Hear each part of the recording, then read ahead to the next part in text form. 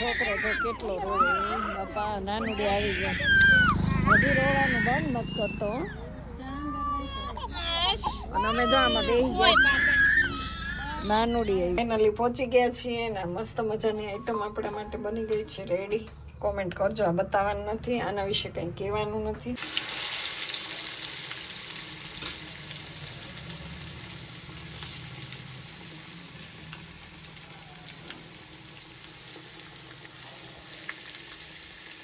તો ગાઈસ જો મસ્ત મજાનો સલાડ રેડી છે અહીંયા છે રોટલી અને આ છે મસ્ત મજાના પાપડ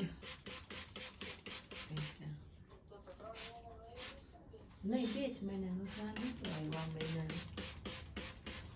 દુકાને મેં